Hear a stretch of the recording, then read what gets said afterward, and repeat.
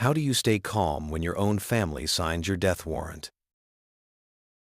That truth hit me the morning they took me off the firing line. Boots scraping gravel, cold air cutting through my gear, and then metal on bone. Handcuffs snapped around my wrist before I'd even lowered my weapon. One of the agents leaned in, his voice flat, rehearsed. "Christopher Dalton, you're under arrest." No explanation, no hesitation, just those words like shrapnel tearing through the last normal second of my life. They dragged me into the truck. On the ride, no one spoke, but when we hit the station and the fluorescent lights buzzed overhead, the real blow landed. The agent tossed a folder onto the table. "Your wife and daughter reported you. They'll testify against you in court." I didn't blink, didn't ask why. The muzzle of humiliation pressed harder than their guns ever could. They shoved a phone at me. "Your one call. Who could you possibly call?" I answered with a dead voice. "It's a private matter." They laughed. They always laugh before the storm hits. An hour later, that storm came. Violent, unexpected. The door slammed open so hard the hinge screamed. The director of the CIA himself stepped in, Cooper Hale, eyes burning, jaw locked. "Uncuff him, now!" Silence drowned the room, but inside me, everything was already cold, because betrayal from strangers wounds you. Betrayal from blood kills you. When Hale left with a grim promise to figure out what the hell happened, I opened the file they never meant for me to read. My wife, Emily. My daughter, Claire. Their signatures, their statements. Accusing me of treason, foreign ties, hidden accounts, secret meetings, enough to bury a man forever. I replayed everything. Emily avoiding my eyes at dinner, Claire going quiet whenever I walked into a room. Seeds I ignored, now blooming into knives. Maybe they were forced. Maybe they were threatened. Denial tried to comfort me. It failed. The language in the reports was too intimate, too familiar. This wasn't coercion. It was intent. So I did what I'd been trained to do, start with the smallest thread and pull until the world unravels. Phone records. Late-night calls from Emily to unknown burners. Bank statements.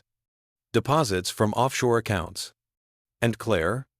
Her university messages pulled through an old friend who owed me more than one favor showed emails to a foreign contact. She'd given him maps, my movement schedules. She helped paint a target on my back. The betrayal wasn't impulsive. It was coordinated. Strategic.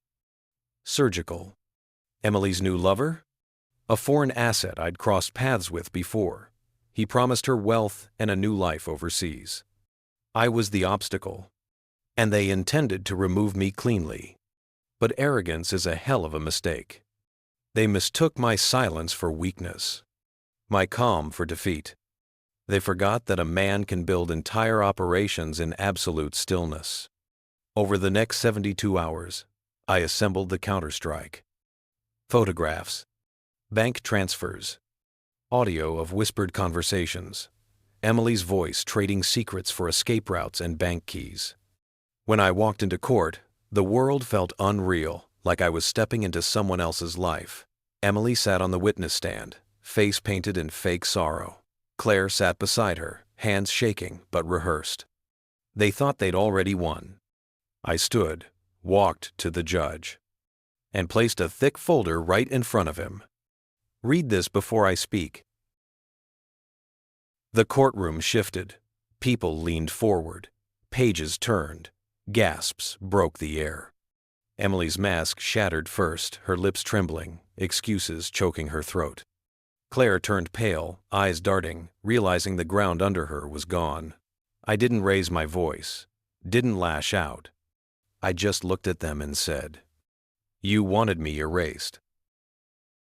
But all I erased was the illusion of you. I sat down, calm. Their collapse began immediately. The foreign asset ran. Their accounts were frozen. Emily's name turned toxic overnight. Claire was dragged into hearings that shredded her future thread by thread. I never lifted a finger against them.